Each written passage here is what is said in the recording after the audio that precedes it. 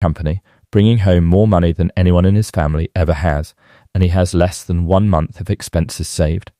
There is a woman who got the promotion she worked 5 years for, doubled her salary, and somehow ended up more financially stressed than before. These are not unusual stories. They are not edge cases. They are happening to millions of people right now. People who by every external measure should be doing well. People who earn more than their parents ever did. People who worked hard to get where they are. And yet, broke, anxious. One unexpected expense away from a real problem. So what is actually going on? Because if money problems were just about not earning enough, then everyone who got a raise would be fine. Everyone who crossed a certain income threshold would feel secure, and the stress would disappear the moment the salary increased. But that is not what happens, and today we are going to talk about exactly why, and more importantly, what the people who actually escape this cycle do differently. Meet Kamran. He is 34 years old. Software engineer. Good company. Good salary. From the outside, his financial life looks exactly like it should. But here is Kamran's actual situation. Every month his salary lands in his account, and within 72 hours he genuinely cannot tell you where most of it went. Not because he bought anything dramatic, not because he made any single bad decision. It just dispersed into the normal machinery of his life. And by week 3, he is watching his balance nervously and waiting for the next payday. Kamran has tried budgeting. He downloaded 3 different apps, made spreadsheets, set spending limits, but something always comes up.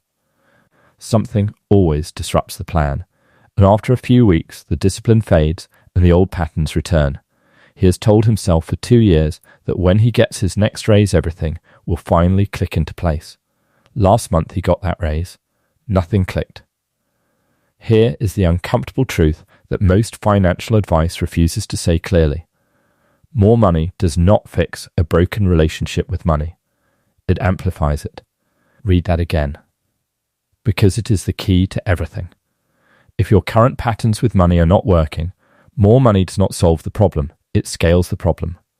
The same habits, the same psychology, the same unconscious decisions, just with larger numbers attached. This is why lottery winners go broke. Not because they are stupid, because their relationship with money never changed, only the amount of it did. This is why athletes who earn millions in their 20s end up bankrupt in their 30s. Not because sports paid them poorly, because the internal patterns that govern how they think about money were never addressed. And this is why Kamran's raise changed nothing, because the raise was a financial event, and his problem is a psychological one. So what is this psychological problem? Where does it actually live? It lives in something called the income identity gap. Here is what that means. Every person carries a subconscious sense of what kind of spender they are, what kind of lifestyle they deserve, what level of comfort feels normal to them. This internal identity was shaped by everything around them growing up, how their family talked about money, what their friends spent, what they saw advertised, what felt aspirational versus realistic. And here's the critical thing about this identity. It almost always expands to match whatever income arrives. When Kamran earned less, he spent less, not because he was disciplined, because his lifestyle matched his income. The moment his income increased, his lifestyle quietly recalibrated upward. The apartment got nicer, the car got upgraded, the weekends got more expensive, the food delivery became a habit instead of an occasional treat. None of these individual decisions felt significant, but collectively they consumed every rupee of every raise he ever received. This is what economists call lifestyle inflation. And it is the single most common reason why high earners stay broke. Not bad luck, not insufficient income. A lifestyle that grows as fast as the money does, so the gap between earning and saving never actually widens. Now here is where it gets psychologically deeper. Lifestyle inflation is not random. It is driven by something very specific, social comparison. Humans are not wired to measure their lives in absolute terms. We measure in relative terms. Not am I doing well, but am I doing as well as the people around me? And as income rises, the reference group changes. Kamran used to compare himself to university friends and neighborhood peers. Now he compares himself to colleagues at his company. Colleagues who drive certain cars, take certain holidays, live in certain neighborhoods, wear certain things. This invisible social pressure is not something Kamran consciously chose. It is just how human psychology works. We anchor our sense of normal to the people we spend time with. And when that reference group shifts upward, spending follows automatically. Without any single deliberate decision, just 1,000 small adjustments that collectively consume the raise before it ever had a chance to build anything. There is a third layer underneath all of this, and it is the one that almost nobody talks about. It is called the arrival fallacy. The arrival fallacy is the deeply human belief that a future event will finally make everything okay. When I get this promotion, when I earn this amount, when I pay off this debt, when things settle down. This belief is so powerful because it feels like motivation. It feels like hope. And it is, in small doses. But when it becomes your primary financial strategy, it becomes a trap. Because arrival never actually arrives. Every time Kamran reached the income level he thought would fix everything, the target moved. New expenses appeared, new comparisons emerged, new things felt necessary that did not feel necessary before. The arrival point kept shifting forward, and the financial security he was waiting to feel never came. This is not a character flaw. This is a feature of human psychology that researchers have documented extensively. We are remarkably bad at predicting how future events will make us feel. We consistently overestimate how much better things will be when we reach the next level. And in financial terms, this means millions of people are deferring the actual work of building wealth while waiting for a future income level that will somehow make it automatic. It never becomes automatic. You have to make it deliberate. Here is the insight that ties everything together. The people who escape this cycle, who actually build wealth on a high income, are not more disciplined than Kamran. They are not more intelligent. They do not have some secret knowledge about investing that he lacks. The difference is one thing.